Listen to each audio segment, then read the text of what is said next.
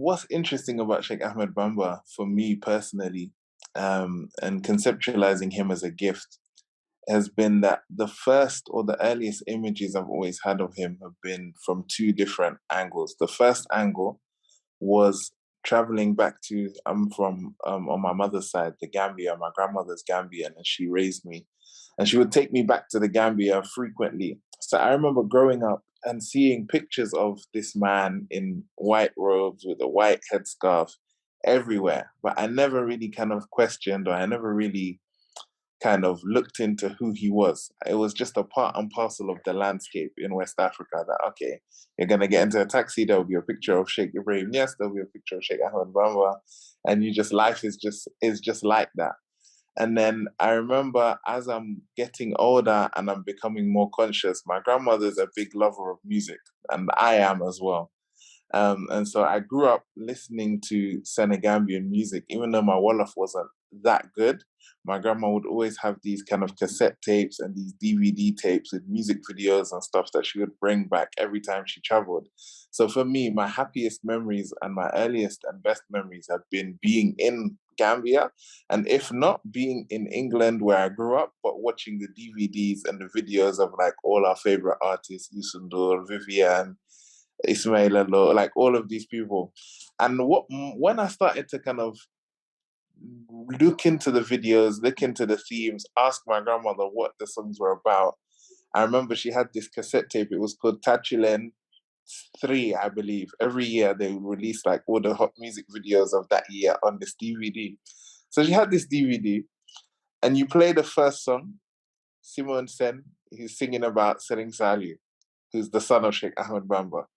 Then the next song is one lady called Aisha Mbai. She made a song for Sheikh Abdul Karim Bake, who's also the grandson of Sheikh Ahmed Bamba. Then you see Vivian, who's like the Rihanna of Senegal, making a song about Sheikh Ahmed Bamba. It's called Bambaji. Then you saw Youssou N'Dour had a song. Then I'm like, okay, why does every single artist in Senegal have a song about this guy? As you're growing older, especially for me, looking into African history, looking into my identity as a West African, looking into my culture as a Senegambian, and then looking at Sheikh Ahmed Bamba and the importance and the relevance that he has, it's so interesting, and it's a gift that keeps on giving, just because Sheikh Ahmed Bamba is instrumental and inspirational to us as Senegambian people for a number of reasons, not just religious reasons. He's an anti-colonial figure.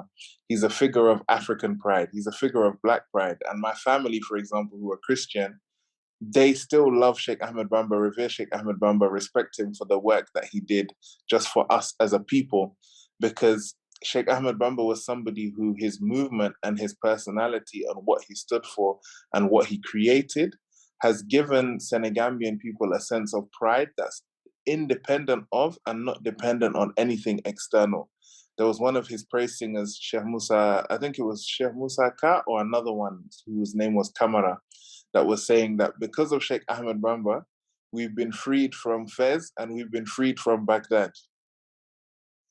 And that's interesting because if you look at even the history of Islam in West Africa, especially in Senegal, the two major forces that spread Islam or were influential in the spread of Islam were the Qadiri Tariqa, which is based in Baghdad, or the Tijani Tariqa, whose headquarters are in Fez. But for the Murids, they saw Sheikh Ahmed Bamba had freed them from having to depend on people outside of their own country and outside of their own race, which instilled a sense of pride in them. Because for us, we could grow up thinking, and it's from both sides. On a religious side, we grow up thinking that all goodness, all knowledge, all excellence in Islam comes through Arabs or comes through foreigners or comes through North Africans on one side. And then on the other side, secularly, we think that all goodness and all greatness comes through the West and Western education in Senegal, either from France, or in Gambia from Britain. But this is somebody who stood up against the French, who stood up against the colonial forces, who established an independent society and an independent movement that gave a sense of pride and self-sufficiency and lack of having to depend on anything outside of yourself. and respecting and acknowledging and loving the gifts that Allah has given us as a people and our own contribution to the world, rather than having to depend on other people's contributions and base our identities upon that.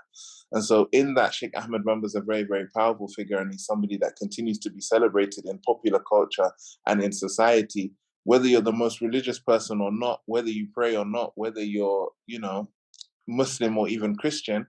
Everybody loves Sheikh Ahmed Bamba and respects him because of what he's done for the Senegambia as a people, or what he's done for Black people in the world, or what he's done for Africa in the world, or what he's done for Islam in the world. There's so many different angles you can look at him, and in each area and in each section we can see that he's given something indescribable that has never been given to anyone before him and will probably never be given to anyone after him.